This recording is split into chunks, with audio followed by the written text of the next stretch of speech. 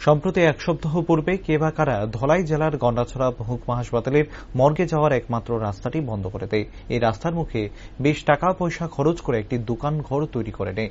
মর্গের রাস্তা বেদখল করে দোকান ভিটি নির্মাণে সংবাদ সংশ্লিষ্ট এলাকায় ছড়িয়ে পড়তে জনমনে তুমুল ক্ষোভের সৃষ্টি হয়। নড়েচড়ে বসে তিপ্রামথা দলের নেতৃত্ব। একে একে বেশ কয়েকটি লিখিত অভিযোগ জমা পড়ে গন্ডাছড়া মহকুমা শাসক সহ ধলাই জেলা শাসকের নিকট। পরিশেষে সোমবার সন্ধ্যায় মহকুমা প্রশাসনের উদ্যোগে ডিসিএম বাবুল মালাকারের উপস্থিতিতে মহকুমা হাসপাতালের মর্গের রাস্তা দখল করে নির্মাণ করা দোকান ভিটির ঘরটিকে ভেঙে গুড়িয়ে দেওয়া হয়। এতে খুশি গন্ডাছড়া মহকুমার সাধারণ আমজনতা।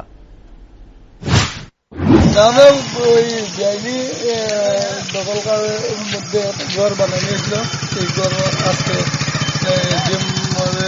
অর্ডার অনুসারে আমরা এটা রিমুভ করছি। দেখি স্যার হাসপাতালের জায়গা, এটা মর্গের জায়গা, হাসপাতালের মর্গের জায়গা। হ্যাঁ হ্যাঁ আচ্ছা স্যার, আমরা প্রশাসন তরফ থেকে এটা ভেঙে দিচ্ছেন। হ্যাঁ হ্যাঁ।